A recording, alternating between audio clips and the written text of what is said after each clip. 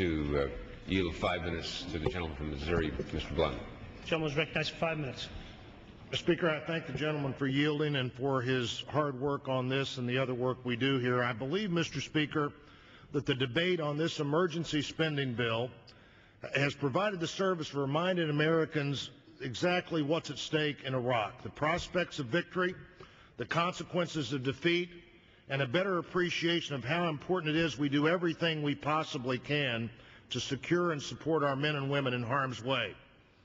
House Republicans, Mr. Speaker, asked the Speaker and her colleagues on the Appropriations Committee to produce a clean and straightforward supplemental emergency bill, a package worthy of our troops' hard work and dedication, with help we could deploy to the front lines as quickly as possible.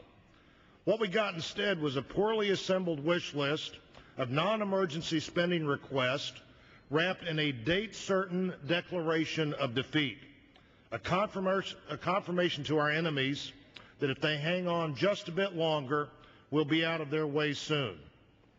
I happen to believe the stakes in Iraq are too high and the sacrifices made by our military personnel and their families too great to be content with anything but success.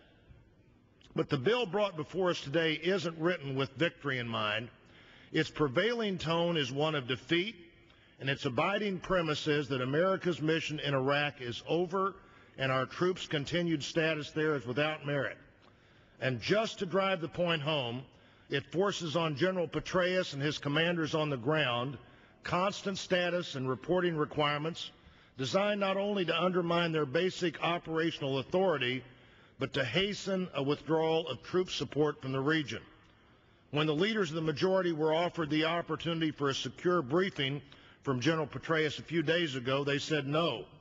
When the majority was offered a briefing from Secretary Gates, Secretary Rice, and Secretary Pace in the last few days, they said no again. Does anyone think that demoting our best generals to administrative assistants represents our best chance of achieving our goals in this region? Does anyone believe our commanders in the field have been given too much authority and too much flexibility to get the job done?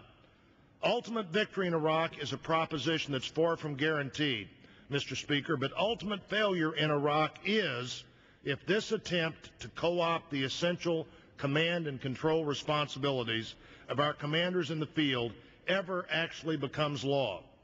Mr. Speaker, this emergency supplemental includes billions of dollars in non-emergency spending, offered as an excuse to vote for a bill that guarantees our defeat in Iraq and Afghanistan. I urge a no vote on this bill and ask my colleagues to join me in sending a message of strength and resolve to our friends and our enemies, and most importantly, to our troops in the field. I yield back.